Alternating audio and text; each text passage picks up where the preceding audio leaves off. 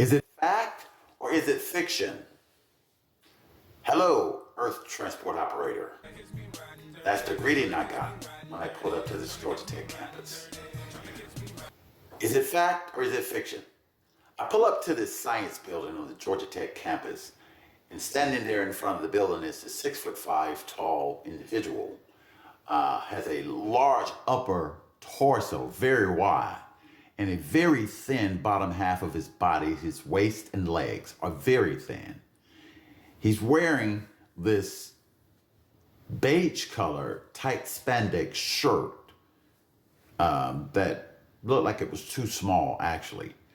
And he also had on these flare leg, torn at the bottom blue jeans and some leather sandals and a baseball cap flipped to the side.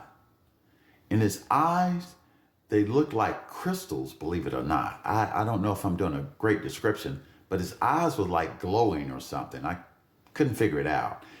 At any rate, he's looking straight ahead as I pull up over the roof of the car.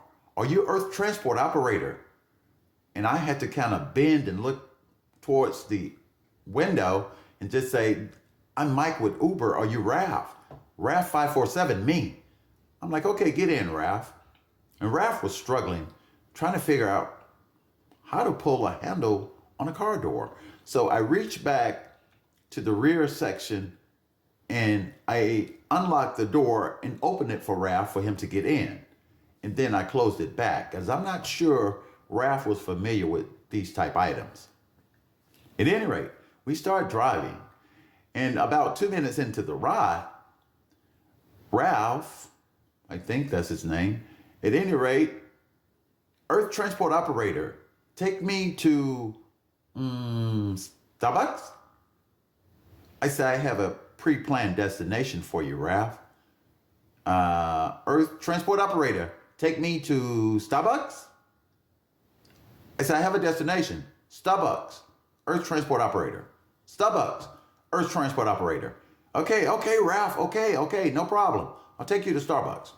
Since I know the area, I actually just found the nearest Starbucks. I took Ralph there, and I wanted to get rid of his ass as quick as possible. I didn't want to argue with some almost looks like an alien, I'm not sure. But at any rate, I didn't want to argue with this guy.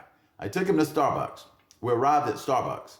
I never saw Ralph walk before, so he exits my car. He has this rocking motion from side to side is how he walks.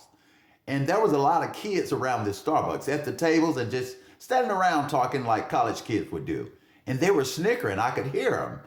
And when that door closed to the entrance to that Starbucks and Ralph was inside, they bust out in fucking laughter in unison at Ralph. It was the craziest thing. But I can only imagine what that experience is going to be like for those baristas inside. Is it fact or is it fiction? Place your answer in the comments.